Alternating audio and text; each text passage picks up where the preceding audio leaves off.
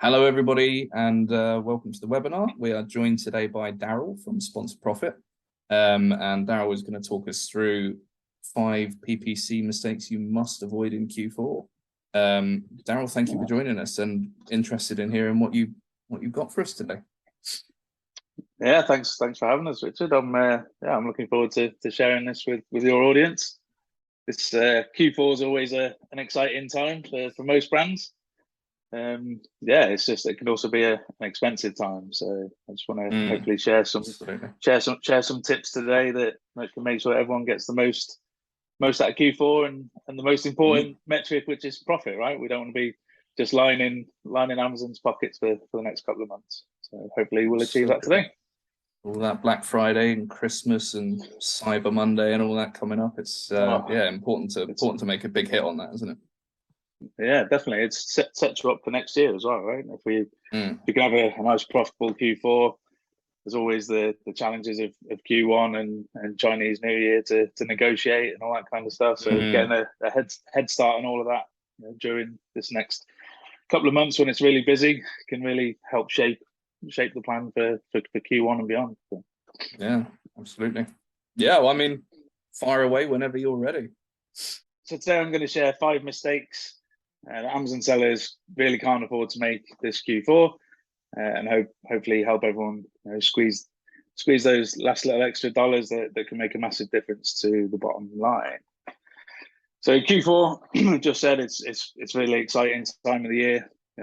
For sellers and for agencies like ourselves, it's a really busy time, and everyone wants to make the most of it. But it can be a bit of a double-edged sword. So we've got all the positive side of it. So we know traffic goes up, we know conversion goes up, we know there's lots of people on the platform shopping. In the fourth quarter last year, Amazon sales went up by 9%, which is $137 billion, which is an obscene amount of money. And obviously we want to make sure we take our slice of that growing pie. However, cost per clicks typically go up during this period as well, which is typically balanced out by an increase in conversion. But if you're seeing cost per clicks go up by 30% during that period, we need to make sure that we're taking every possible step that we can to make sure that we don't just throw that money Amazon's way and we lose out. In addition to cost per clicks going up, there's now nearly 2 million third-party sellers all competing for the same ad inventory. Ad inventory has increased over the last couple of years. There's lots more ad positions, but there's a lot more new sellers than there is new ad inventory. So that again is just making things much more competitive. That was 2021. 2022, obviously a lot's changed over the last 12 months, and in particular over the last few months, certainly here in the UK. Changes of government every other week and all kinds of stuff going on with the economy, making a massive difference globally, right, to sales patterns and how things are being affected by all these changes. Over the year, we've seen 60% increase in cost per click in 2022. That has stabilized in a lot of categories, but overall, we've seen 60% year-on-year increase in cost per clicks. That's partly due to the aftermath of COVID and all the changes that come off the back of that. Lots of new people registering seller accounts. Amazon's doing an amazing job of getting everybody to spend more money on ads because their marketing methods and making things as simple as possible to roll out to different countries, for example, has had a huge impact on these increased cost per clicks. On top of that, everyone's overheads are going up. Everything's going up, from the cost of fuel, cost of food, shipping. Although that's come down from COVID, it still has a big squeeze on margins. The increase in real estate is pushing organic placements further and further down the page. So we've always had, as Amazon sellers, we've always had this big issue of we want to be ranked as high as possible organically, so we get all that free traffic. But Amazon's making it harder and harder for that to be as effective.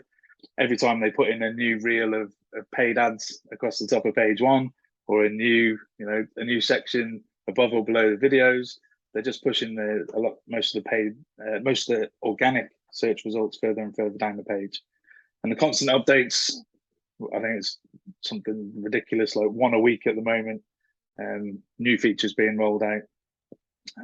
Makes it quite hard to stay on top of it. Obviously, that's my job to try and stay on top of this stuff, and this is all I do. And this is a challenge for me. So let alone the average person who's got all the other million things to do in running their Amazon business. So what's all this mean?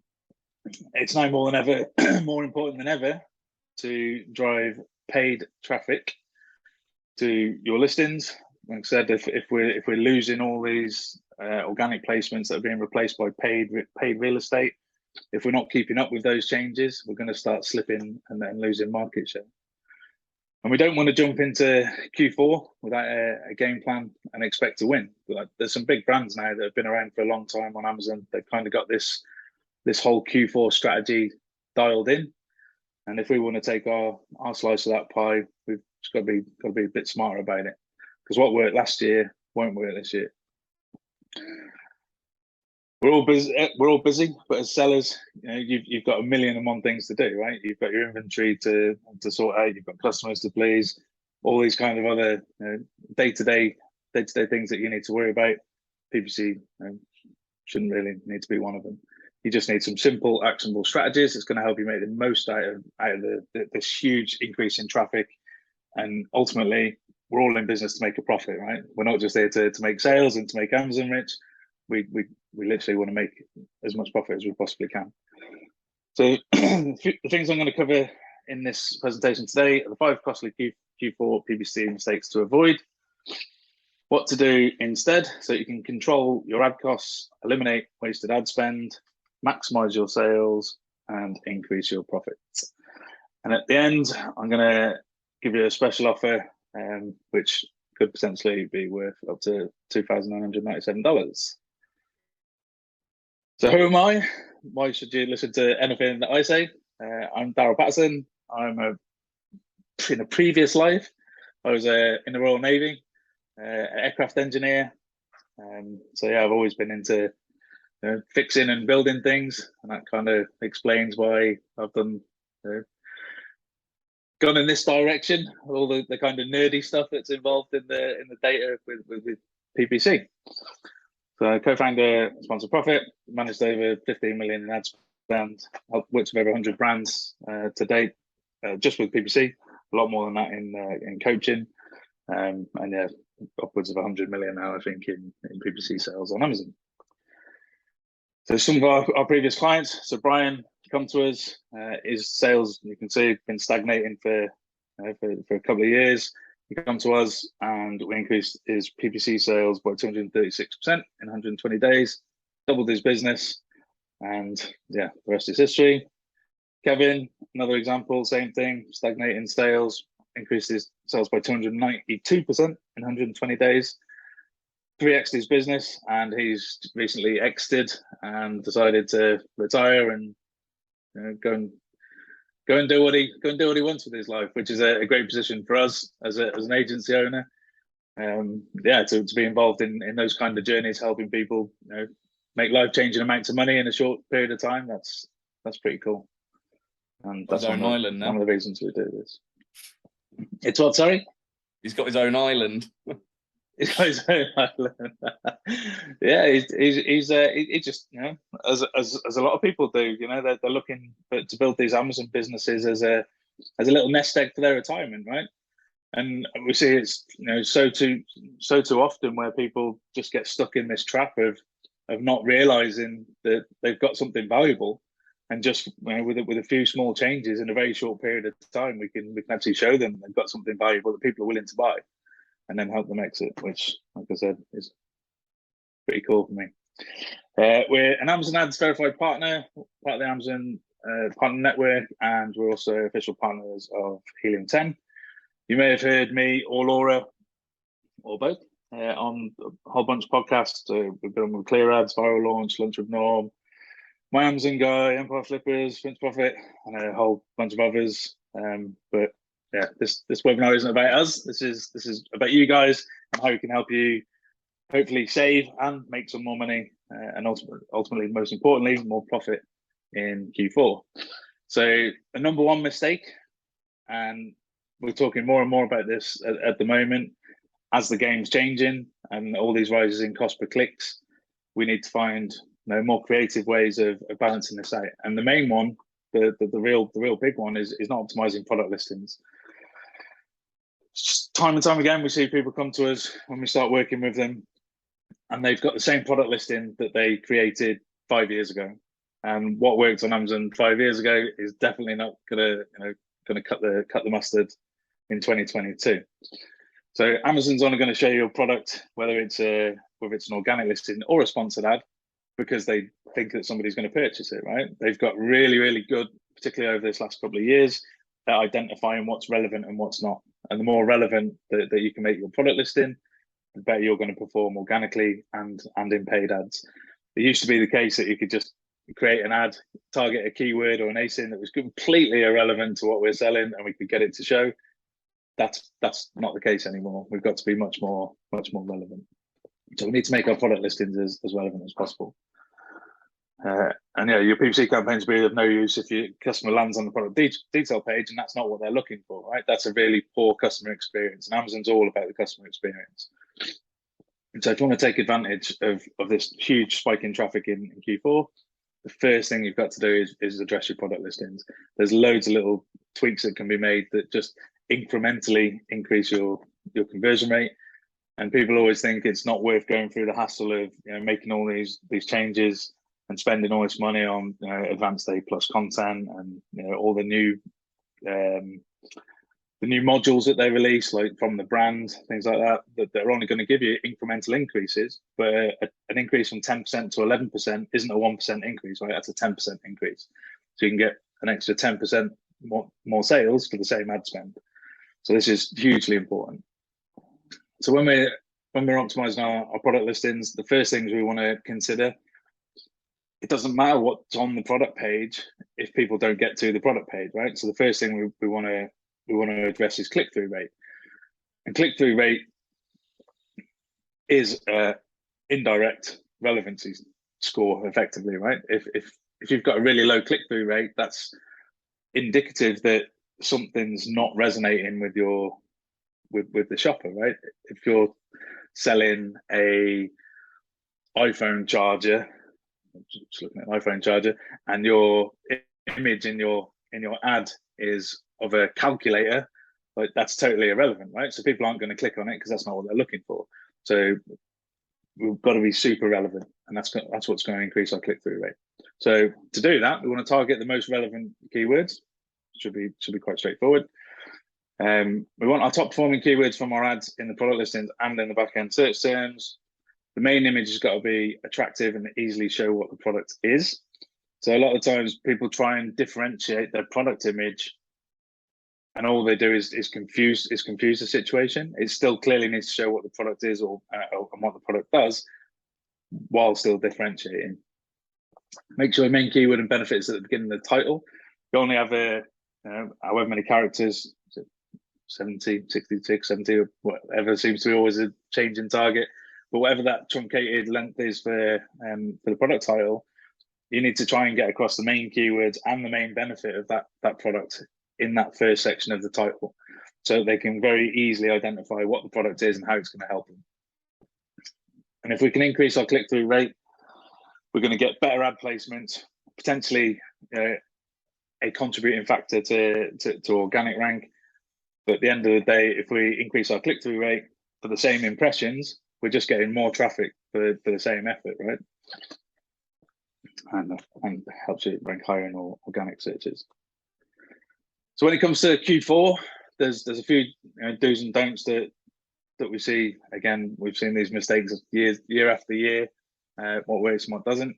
So I'd always recommend, as far as PPC goes, creating a separate campaign for more control and easier optimization. A lot of times people just throwing in all of these holiday type keywords into their campaigns that have done great all year, and then come Q4, they throw in all these keywords, it blows up the campaign, and they end up not having that same campaign structure to move forward beyond Q4 with. So create separate campaigns. Use brand analytics. Any other tools? There's a whole bunch of tools now. Obviously, with the search query dashboard, within sponsor brands, within the brands tab, we've got brand analytics, search query dashboard, the product opportunity finder. There's a whole bunch of search term information in there as well, which we can utilize. All these different places, but use Amazon's own first party data ahead. I'd always suggest this now ahead of third party tools. Helium 10 is great. You know, there's Jungle Scout. There's lots of all these tools out there that do keyword research, but Amazon's making it readily available now, first party. So I would always suggest using that. And you want to look for gift type keywords that include your product. This is one of the easiest ways to just blow a whole ton of money during Q4 is to just type in gifts, target gifts for men, gifts for women. Like that is so broad, and we see it all the time. Literally, you can spend thousands of dollars a day at the peak on those type searches. There's tons of traffic, but it's going to be completely irrelevant for most people, and it's just going to bring down all of your metrics.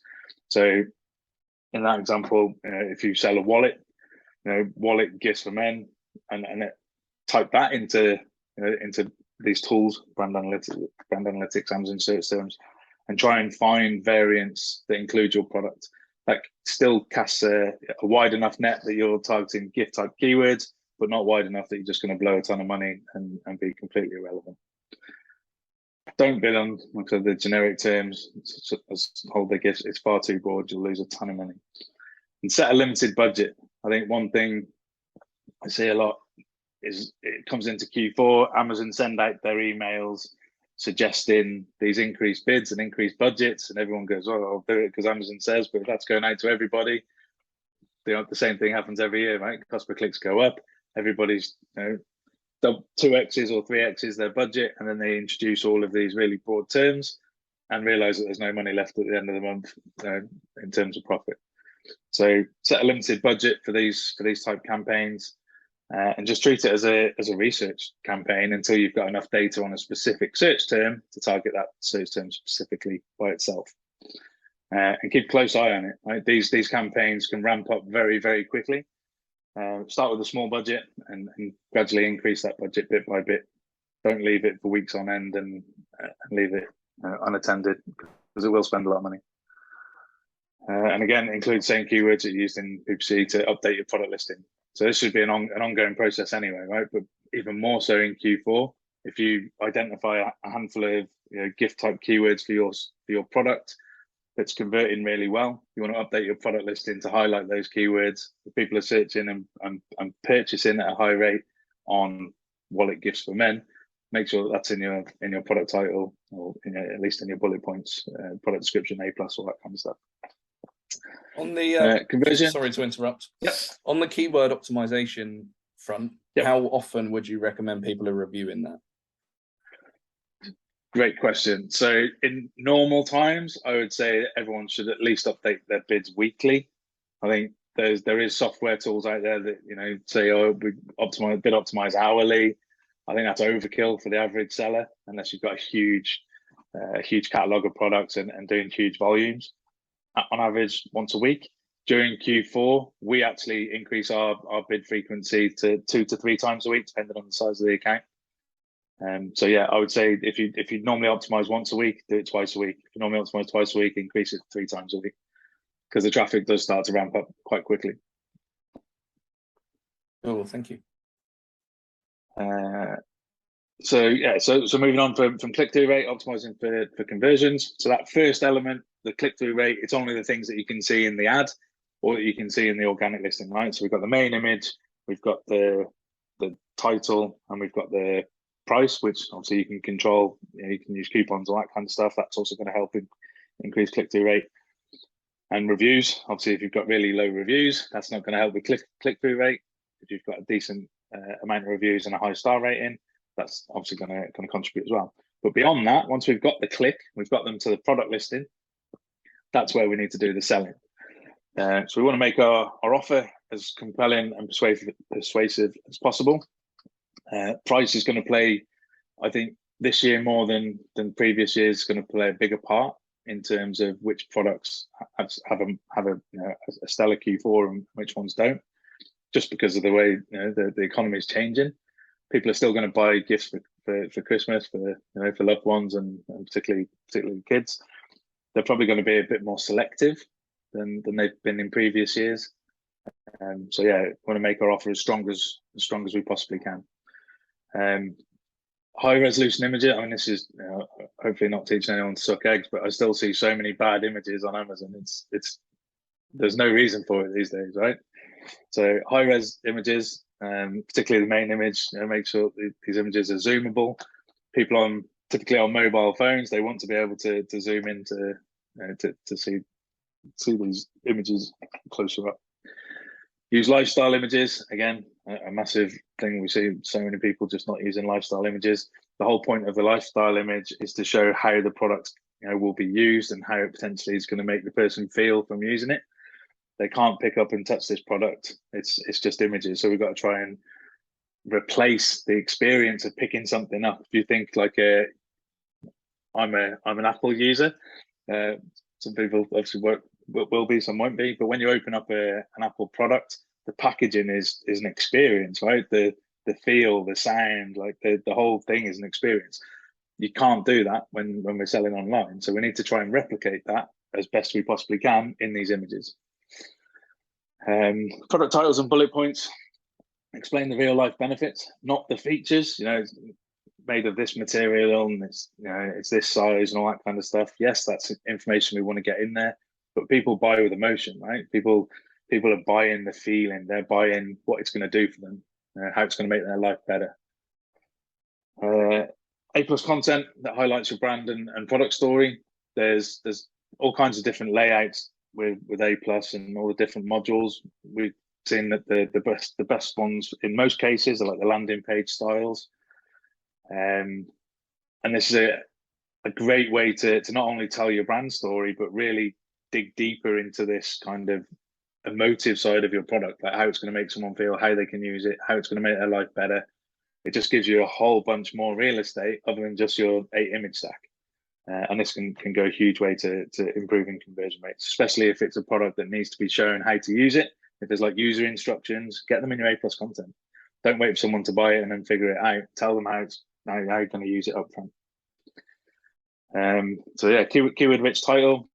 Obviously, this is a silicon spatula. Going to make sure you get those keywords up front and center, so that when they see the ad or when they see even your organic listing, they can instantly see what the product is.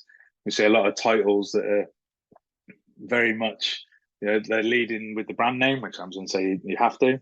If you can get away with it, why wouldn't you? But leading with the brand name and then a whole bunch of just random benefits that they think that the product gives, but it's not even related to the product. Some of them are horrendous. Just make sure the keywords are in there, but it still makes sense and it's readable and fairly succinct. Benefit-led features. Again, this is for a burger press. What's this product going to do? Well, it's going to give you perfect patties every time, make any burger you want, quick and easy to clean. These are benefits, right? These aren't the features of the product. It's not saying what it's made of. It's not saying, the size and dimensions. It's the actual real life benefits. And high quality images. So the main image, make sure it's fills all of it fills the 85%, 80% minimum that they recommend on a pure white background. Don't risk doing anything in terms of, we see lots of people start putting bits of holly or tinsel or whatever in Q4. If you're going to, I think Amazon's getting much quicker at shutting these kind of things down and recognizing these things. I wouldn't risk it in this next couple of months. People know it's Christmas, they know it's Q4. You don't need to do that on your main image and risk getting shut down. On the rest of your images, absolutely you can, and I highly recommend that you do lean on the Q4 thing, but just not on your main image.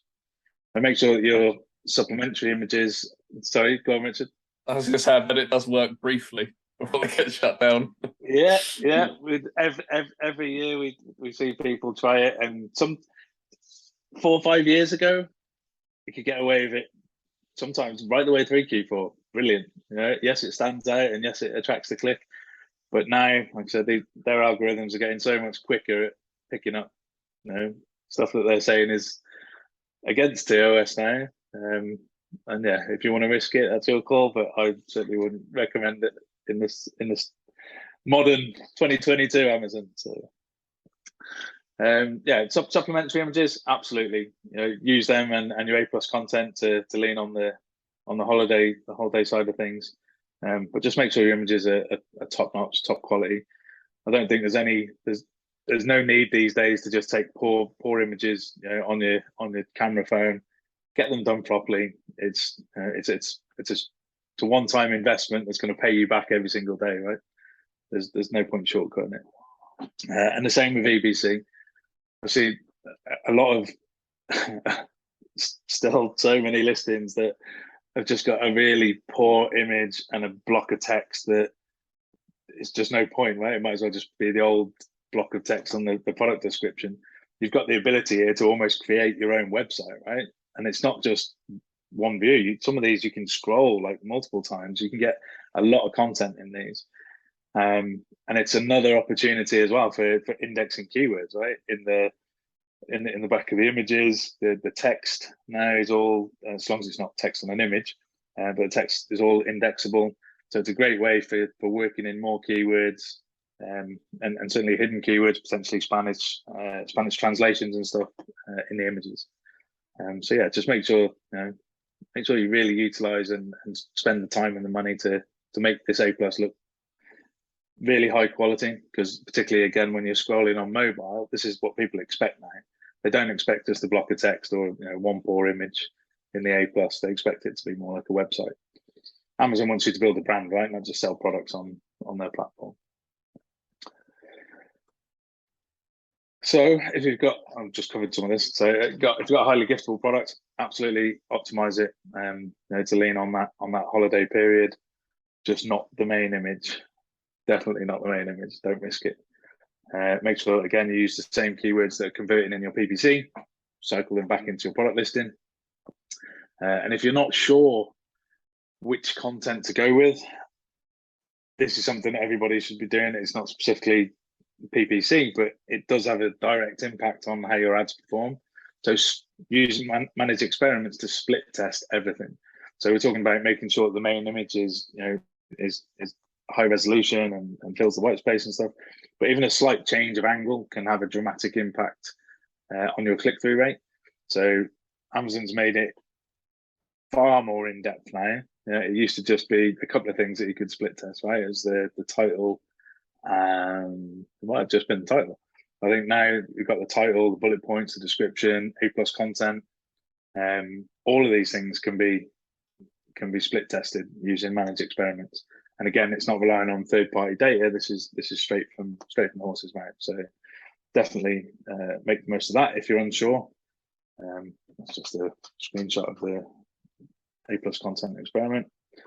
But yeah, highly recommend split testing all these different modules, because if you can increase your click-through rate,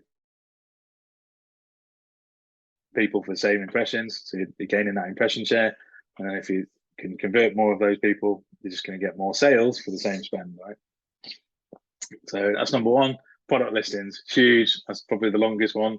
I think it's definitely the most underlooked, underinvested piece of most Amazon businesses that come to us to work with us for PPC. First thing we're saying now is we need to address your product listing before we even think about cranking up ad spend. So mistake number two, not purging the bleeders. And this one will hopefully save people quite a bit of money. Why is this important? Sellers don't regularly and objectively review their campaigns and eliminate poor performers, especially if those poor performers are what they consider to be their main keywords. Now, again, this is something that's been happening for years. Do initial round of keyword research, throw up the product listing, and they target about the same keywords from their keyword research in their PPC campaigns. These keywords have always done great. They're almost married to their keywords, and they don't accept the fact that things change, right? Search trends change. Someone posts something on TikTok or a new YouTube video comes out and they call it something slightly different. And you can see this when you go to the search bar in Amazon and you start typing your product name, you start to see all these different autocomplete suggestions, and they change over time. So if the search volume's changing and the search trends are changing, we've got to adapt to that and change our keywords in our PPC as well, right? Not just keep spending money on keywords that just aren't performing for us. Yeah, 20% of ad spend is completely wasted on the average selling account every single month. That can amount to a lot of money over a 12-month period, and particularly in Q4, that can be hugely costly when we're potentially looking at 2xing, 3xing, and beyond our ad budgets. So before we increase our budget, we want to make sure we eliminate any unnecessary waste, so we don't just throw money down the drain. So number one, eliminating spend with no sales. So we have a whole bunch of processes that we run through on a weekly basis, monthly basis, but in particular ahead of high traffic events and including Q4. One of the things we do is we run through all the campaigns that have been built out over the year and pause all campaigns that have spent ad spend. So they've got some spend, but they've got little or no sales. They're not moving the needle in terms of organic rank. They're just cumulatively bleeding ad spend. So we just do a run through and pause all those. And also pause all targets within campaigns that have got spend with low or no sales. And all of these keywords that, or ASIC product targets that might have, one or two clicks. They've got 1 click, 2 click, 3 clicks, and every single month they only get these 1 or 2 clicks because there's not a ton of traffic. But when you're talking hundreds of thousands of keywords, this can add up quite quickly. This is an account. This is actually a screenshot from an account that I worked on recently, and just by doing the first step there of pausing all the campaigns that had spend and no sales, that was over $1,000 that we'd saved instantly. Right, this is just over a 30-day period, and then this is the same account. So going into the targeting tab, if you go into your campaign manager, select the targeting tab, select everything that's active status enabled, orders equals 0, and this is the view on the right hand side. We've got all of these clicks on these keywords and all of this spend that hasn't converted to sales. It's another $1,000. That's $2,000 we were able to save over a 30-day period.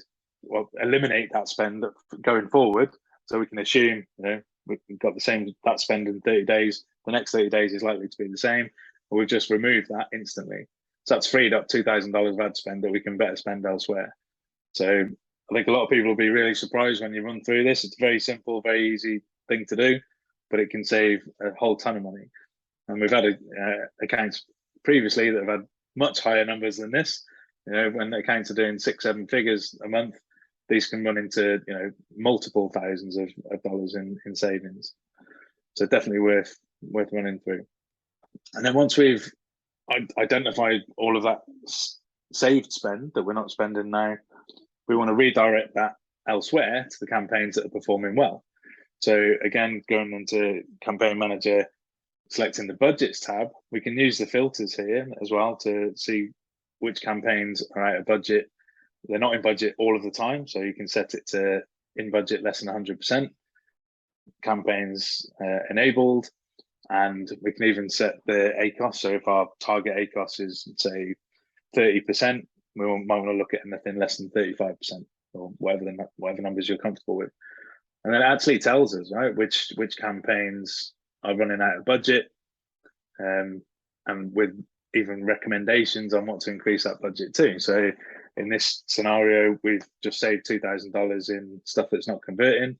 So I'm going to take that same $2,000 now and increase up to $2,000 worth of additional spend on stuff that we know is below our target ACOS. So we're not increasing budgets in terms of overall spend, but we're just spending that money more wisely. The second one is a single word negative phrase match. So negative keywords have always been Always been an effective way to optimize campaigns.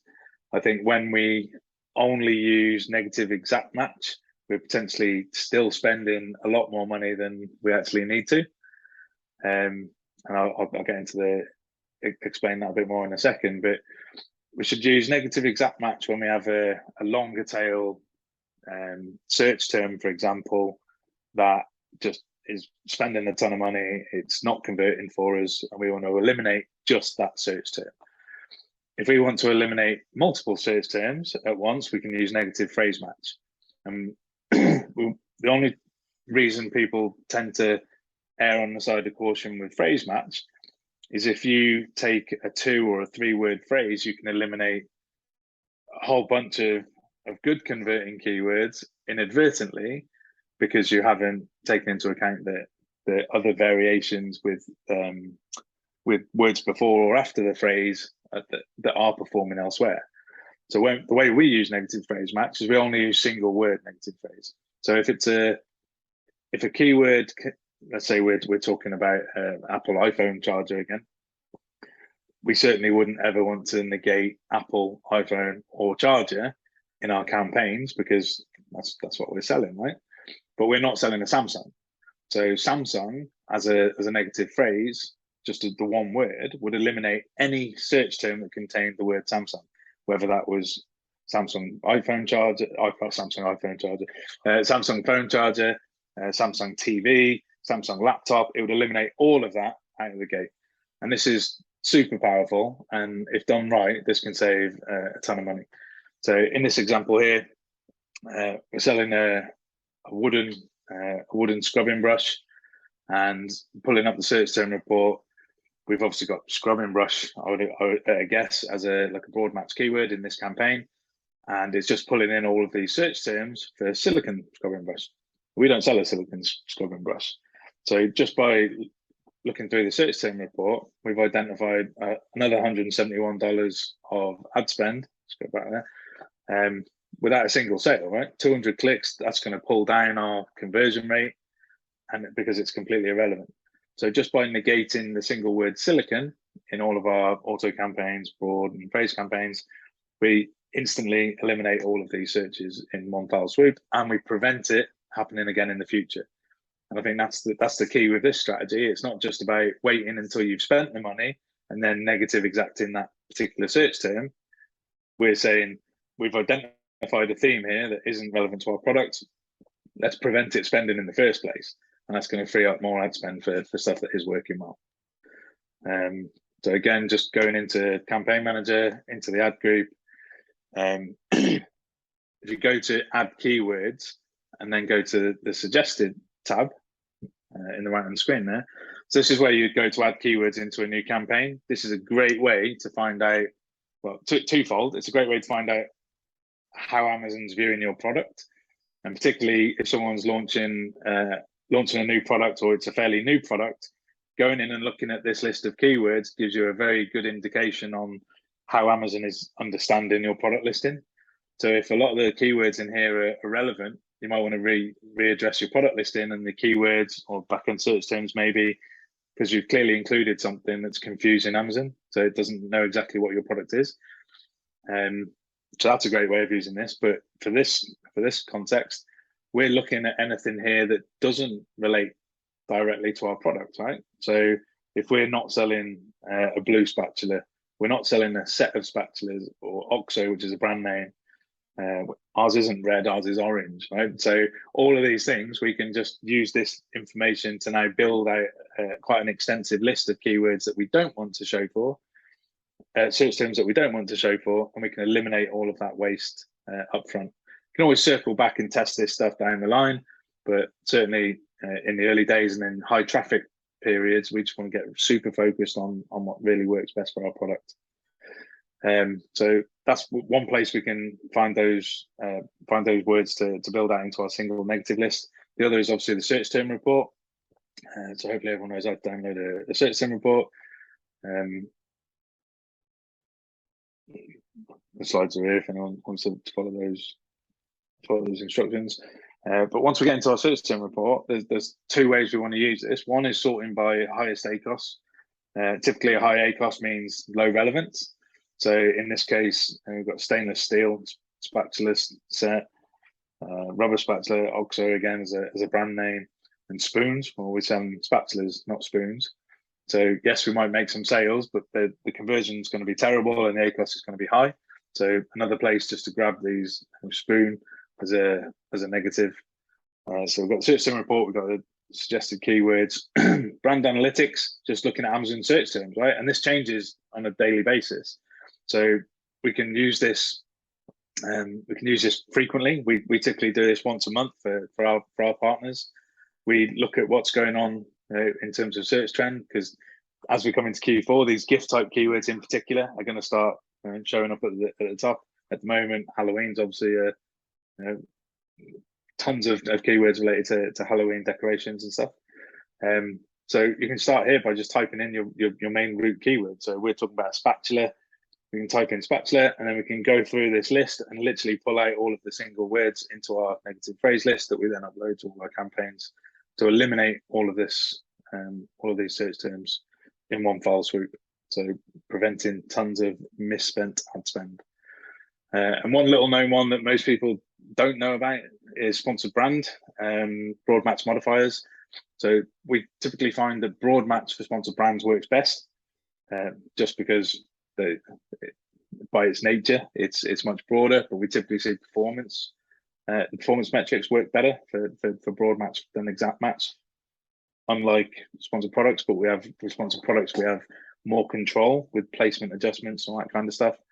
But when we use broad match with sponsored brands, it's a little different to broad match with sponsored product ads. So with sponsored products, if we're targeting, in this example, silicone spatula, both the words silicone and spatula have to appear in the search term for it to trigger that ad. In sponsored brands, it doesn't. Amazon has a bit more flexibility to show for longer tail searches, for similar searches, complementary type products that it thinks might make sense. So as you can see in the example on the right hand side there, heat resistant cooking utensils. Well, that's not necessarily a silicone spatula, right? That could be a whisk. That could be a whole bunch of products. So yeah, there's potential for showing up for lots of irrelevant stuff with broad match sponsored brands. But we can fix that by adding a broad match modifier.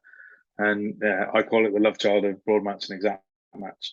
It's kind of the best of both worlds. So basically, you can add a little plus symbol in front of any word that you insist has to be in the search term. So in the example, the Amazon, this is straight from Seller Central here. In this example, if you put the plus in front of the phrase men's shoes, it'll only show for searches that include the word men. So men's sneakers would still show up, even though you've got men's shoes as the phrase. So it shows for similar searches, but in this case, it has to include the word men. So if you wanted it to have to include men's and shoes, you could put plus men plus shoes. So this is super powerful for making sure that you still cast a wide enough net to pick up all the long tail search terms that are relevant to your product, but it gives you that much more control.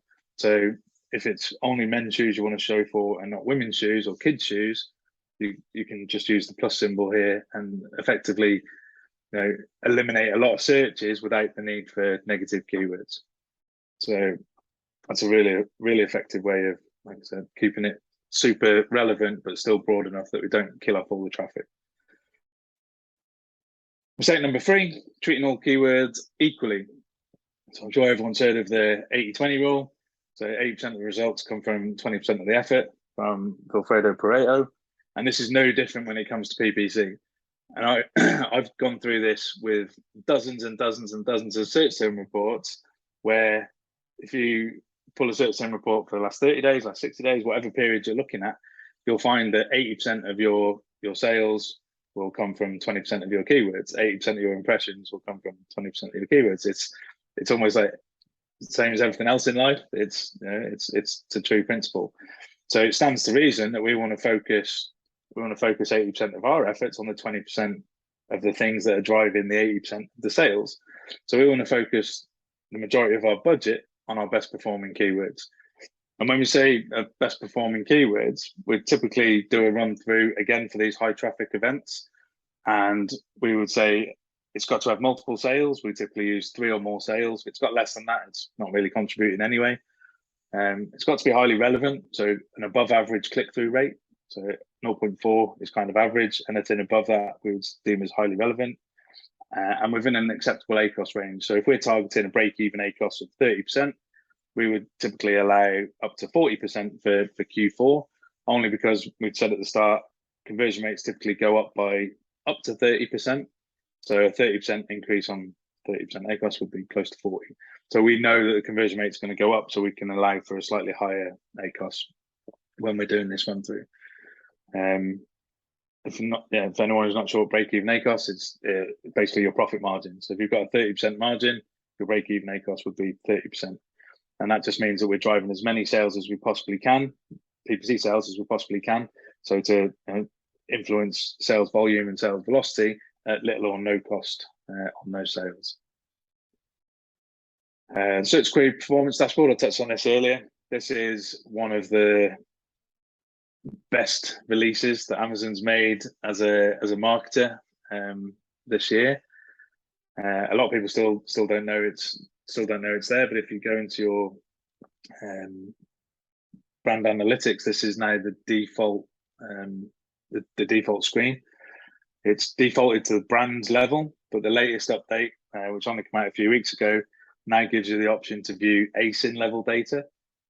So you can select your ASIN, and you can basically, Amazon will show you the top 100 performing search terms for each individual ASIN, which again is really exciting if you've got variations, but this should be used for every single product that anyone's selling. And the exciting part is this is the combination of paid and organic traffic. We've never had this information before, where we can see total volume of impressions, clicks, add to carts, and purchases at the search term level. So what this enables us to do is identify where these individual search terms where we're getting high impressions, high clicks, and high conversions above category average, and we can double down on those terms, right? So we know it's converting higher than the category average, so we can spend more money on that, which is ultimately going to help us increase organic rank as well. And conversely, we can dial back on the stuff that we're converting below average. And this kind of goes back to my point about people getting married to their keywords. So let's say your main keyword, or what you think is your main keyword, you dig into this data, and now you realize that actually I'm converting at half the category average, and you're wondering why you can't increase your organic rank and how much you spend. Well, that's probably half the problem there. So in those scenarios, we would dial back the ad spend on those targets and increase it on the stuff that's performing higher. Single keyword campaigns. So again, even more so for this time of year, we don't want a campaign that's got 1,000 keywords in it and $100 budget. There's just not enough to go around, because we're not going to get enough meaningful data on each individual term to make the best decision. So pulling out those best performing keywords, they can give them their own budget. You have the most granular level of control, because we can control not just the keyword bid, but we can control the placement adjustment, which ultimately is going to help us increase our click-through rate. If we can increase our click-through rate and our conversion rate, we ultimately end up being able to have a lower cost per click for a given placement, which all ties into this kind of invisible quality score that we know exists. It's just not a metric that's shared at the moment. So single keyword campaigns for your best performing keywords. Automated bidding strategies. This one is one of the reasons that certainly I believe that cost per clicks have gone up so much. One of the reasons that cost per clicks have gone up so much over the last year. There's been lots of stuff out there, and Amazon's very good at communicating this in a way that makes it a no-brainer that you should definitely turn on all of these strategies. But I think unless you really understand what it's doing, it can be quite dangerous in terms of tons of wasted ad spend. So the first one is dynamic bids. Dynamic bids down only was the default when they introduced these new options. But it basically means down only. Amazon can lower your bid in real time if your ad is less likely to convert to a sale. Up and down means exactly what it says. They can increase it or decrease it. And fixed bids that's the most you're willing to pay.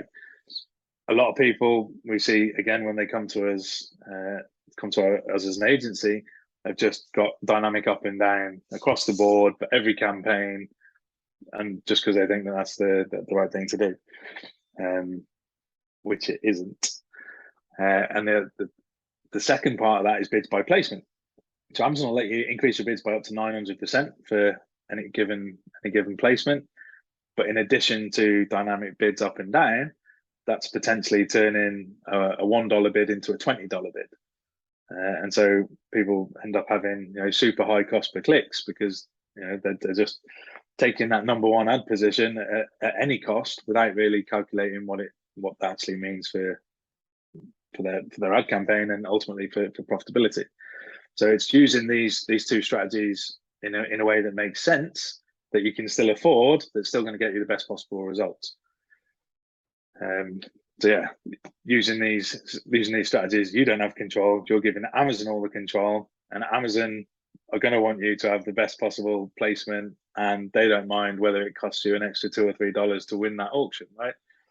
That's quite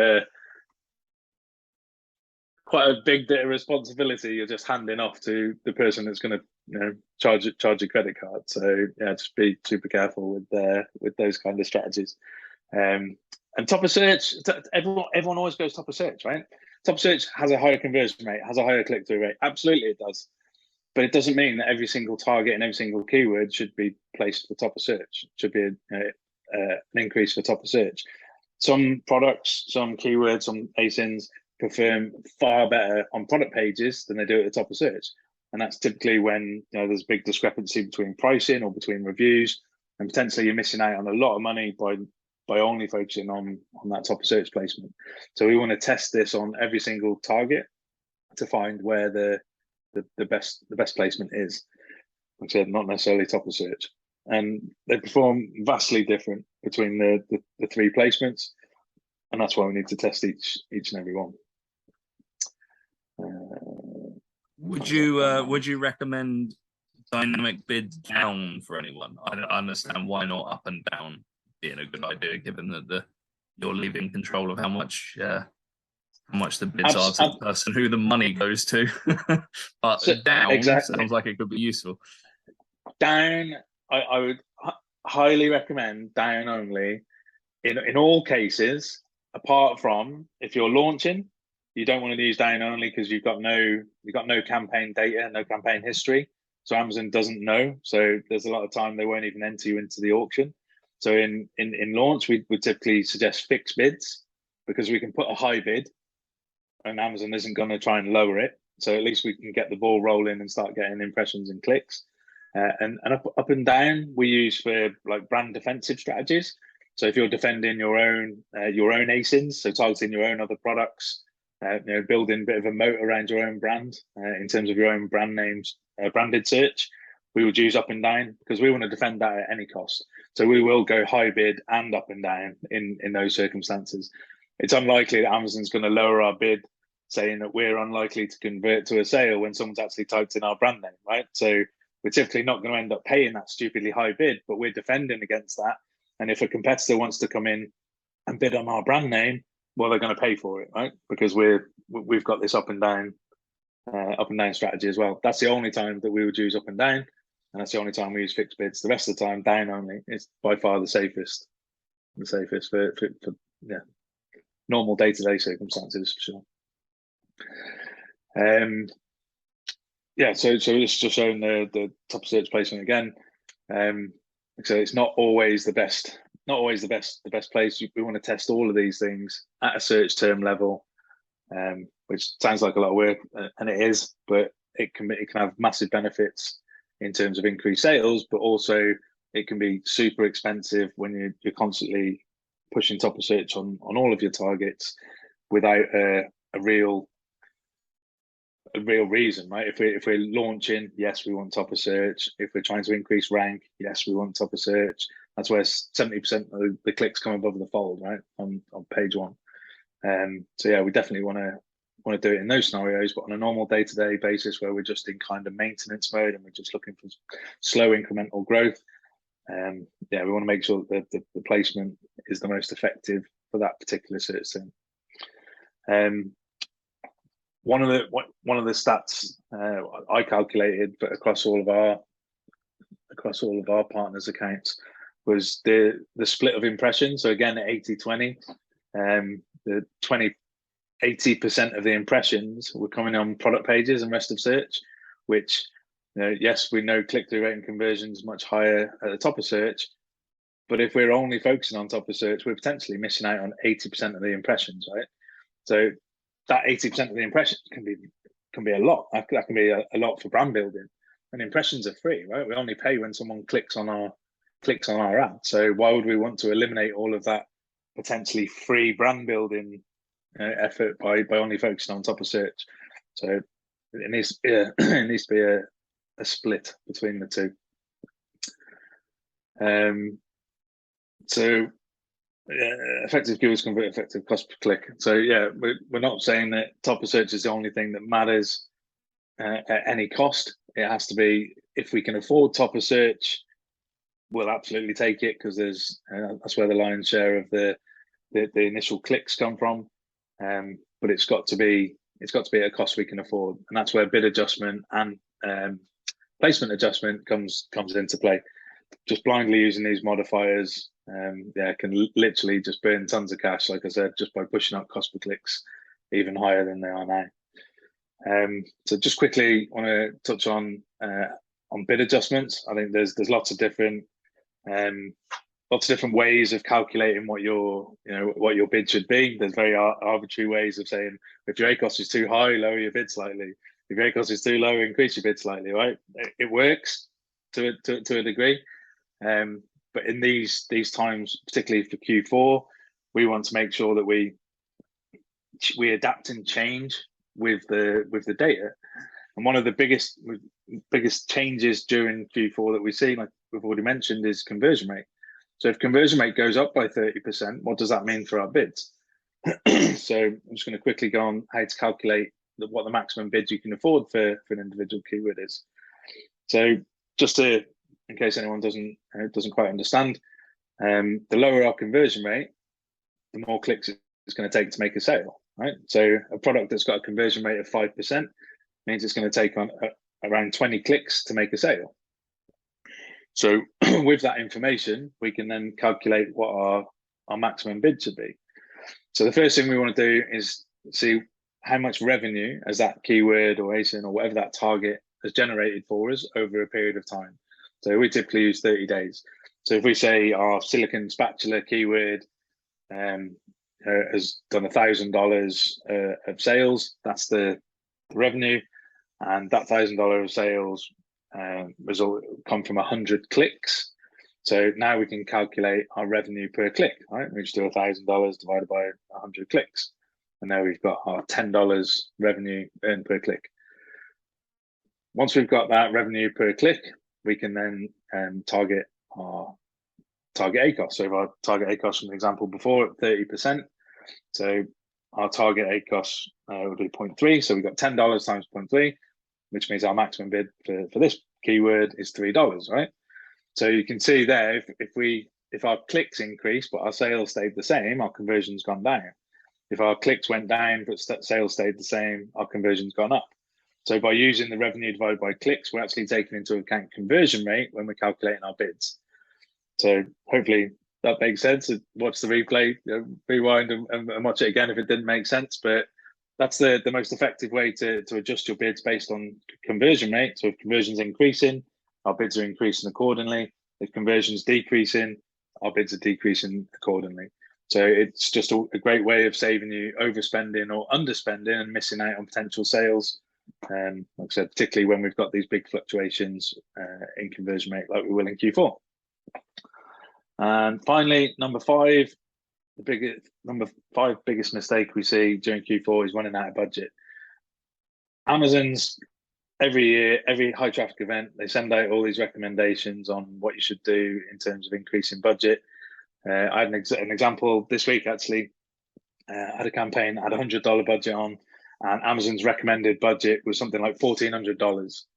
So it's run out of budget at like 6 o'clock in the morning, and Amazon is saying you can spend 15 times as much on this campaign. That doesn't make sense, right? If we're at $100 because that's what we can afford on that particular campaign, because we've still got to make some money, right? Amazon will quite happily keep telling you to keep spending more, keep spending more, keep spending more, but we've just got to make sure it makes sense for us and our profit goals. But at the same time, what we don't want to do is be invisible during this period. It's better to be visible longer, but not necessarily have as high ad positions. You know, we can take the top of search conversation. You know, again, we might blow through our budget by 9, 10 in the morning, and then we're invisible the rest of the day while our competitors pick up those sales.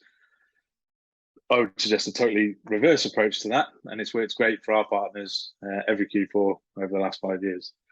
So just run through this quickly. It's not unusual for your daily budget to run out at some point during the holidays. We know the traffic is considerably higher, but yeah, we don't want to go dark during the highest volume periods. We find there's a lot of browsing and clicking goes on at certain points in the day, and then there's obviously periods in the day where sales are up considerably higher than they were, you know, maybe at 8 o'clock in the morning when everyone's doing the school run, or when people are traveling to work. You know, they might be sat on the tube, or you know, sat in the back of a cab, and they're searching and clicking, but they're not ready to buy. They're thinking about going to work. So by understanding how your products perform across, you know, different times of the day can be massive. Amazon's only just released this data in Amazon Marketing Stream, so certainly by this time next year, I think it'll be a lot more readily available for day part in type exercises with accurate data, straight from the horse's mouth again. But until then, for your average seller that doesn't have that kind of data, just try and be an always on budget, right? And if that means that you lower your bids, that's going to be way more profitable than just having a small budget that runs out early in the day. And if that means having, like I said, way higher campaign budgets than you're necessarily comfortable with, just inch them up bit by bit. And obviously, as we're optimizing our bids and making sure that our ACOS is under control and we're not overspending, we can keep our ads showing for longer and longer into the day. So, yeah, just so it's not unusual to run out during the day. Set a daily budget that's high enough to keep it on consistently. But how much should you increase it by? If you've been selling for a while and you've got data from last year, you've kind of got an idea what to expect in terms of spend. What time of day did budget run out? You can look back through potentially through your history tab. If you're a newer seller and you haven't, this is your first Q4, you know, look at maybe 2 to 3 times a normal day, a normal week, a normal month, and allow at least that for the increase in budget. Amazon's own recommendation is 1.5 to 2 times normal daily. If you've got coupons, if you're running 7-day deals, if you're running Black Friday, Cyber Monday deals, obviously potentially want to look to increase that even further, depending on how giftable it is. The more giftable your product is, the more likely you are to be able to spend a much higher budget. But at the end of the day, this is all about, like I said, business is about making profit, right? We can make a ton more sales by just spending more. All of these 5 steps here are about not necessarily spending less, but spending it wiser and making sure that we're not wasting any of that spend. And if we do all of these things, we should be able to have the confidence to increase our budget significantly, in the knowledge that it's going to go on the best performing targets, because we've already eliminated and turned everything off that's not performing for us. So yeah, you should have the confidence to be able to go and 2 or 3 extra budget. And with the bid adjustment by conversion rate, you should again have the confidence that your bids being changed multiple times a week are going to give you the target ACOS that you're looking for, and be able to keep your ads showing all day. Just quickly on 80/20 again, because that was the topic of the last one there. Set your budget by an intent. So the stuff that's really obvious High buying intent would be something like orange handled silicon spatula, whatever, I don't know, like a longer tail search term. Like they know exactly what they're looking for. They've specified the product, they've specified the length, they've specified the color. That's high buying intent. Kitchen accessories is just a browsing type keyword, right? So we want to make sure that our budget is split way more in favor of the high buying intent keywords, and only put the 20% onto the kind of testing or broader gift related, holiday related, or like that high level browsing type keyword. So make sure you split those out, and that comes typically from a good campaign structure, creating these new holiday campaigns as standalone campaigns outside of your normal campaign stuff. And one last one there is budget rules. So you can, if you don't want to have to mess around with this during Q4, you can set rules, which is actually really useful. Typically around Prime Days, Black Friday, Cyber Monday, those kind of events, you can set rules to say, if my ACOS is below this and my spend is in this kind of range, increase my budget by 25% or 50%. And Amazon will just take care of it for you, and you haven't got to think about it. Again, just be careful. Don't put huge numbers into these, because we've seen it go horribly wrong at times. So yeah, just as always, just be cautious. All these tools are really useful when used correctly. So just a quick recap there. So number one, optimize for clicks and conversions. We want to maximize not just sales, but we want to maximize our profit as well. So if we can squeeze an extra 10-20% out of our conversion rate and our click-through rate, we're off to the races. We want to eliminate all the ad spend that's not generating sales for us. Q4 is not the time for testing. It's not the time for research campaigns outside of the gift plus your products type searches. That should all be done and wrapped away until Q1 now. We really want to make sure every penny goes on stuff that's already been tested and proven to convert well for your product. We want to identify and target our best keywords to maximize sales and profits. Again, using that search query dashboard, we can now, with 100% confidence, identify not just our best performing paid ad keywords, but also that combined data with organic search terms. Make sure you calculate your bids the right way to make sure you're not losing money. As Richard asked earlier, if you're only optimizing once a week, change it to twice a week. If you're already doing it twice a week, change it to 3 times a week. It just needs to be more frequent. It doesn't need to be any daily or hourly, just multiple times a week. It should be sufficient. And use that conversion-based bid strategy, because that's going to allow for all these fluctuations. And calculate what budget you can afford. You might want to increase that kind of tacos level throughout Q4 just to maximize sales. But at the end of the day, don't have a budget that you can't afford. If your budget is calculated at $100 a day or $500 a day, don't go setting it to 1,000 just to try and make a load of sales in Q4, because ultimately, if you lose money, it was a waste of time, right? We're here to make a profit. So just a little shameless plug at the end there. So there's basically two options. Option one, take this information. I hope everyone watching this, Richard, does implement some of these, if not all of these things. We want people to have a stellar Q4. We're just getting a bit short on time now, right? We're already, what are we? The 25th of October. Time's flying. Nearly Halloween. Crazy. I don't know where this year's going. Or alternatively, option two. Like I said, we are a Dumpy PPC agency. We also, as far as I'm aware, I don't believe there's any others out there that guarantee results. We actually have a guarantee. And we get paid on the difference that we actually make to your business. So we have performance-based pricing, which is pretty cool. And for Seller Candy members, we've agreed to do something that we wouldn't usually do at this time of year. This is obviously a busy time for us. But we're opening up 2 spots for the first come, first serve. And we're going to waive our setup fee, which is $2,997. And we've created 2 priority onboarding spots. We've actually got a 6-week waiting list at the moment, and that's only going up, I believe, at this point. We're booking in for actually booked for for January already, after Q4. But yeah, we'll make those spots available and get onboarded within 2 weeks so that we can maximise Black Friday and Cyber Monday and right through and the run up to the holidays. So yeah, if you there's obviously the so Yeah. park up there, And you were the website. I've lost you there, Richard.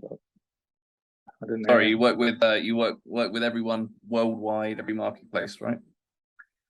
Yeah, we can make in all marketplaces. Typically, the majority of our clients are US, but that's not by design. That's just how it's worked out. We do have a couple in the UK and Europe, but yeah, I mean, PPC is PPC, right? It doesn't matter what country it's in, what language it's in. We've got all the tools to handle all of that. But yeah, scan the barcode, go to the website, book a call, and see if we're a good fit. You know, we obviously can't work with everyone, and we do have some stipulations around the type of brands that we can get the best results for. But it doesn't cost anything to jump on a call, and yeah, we'll take it from there.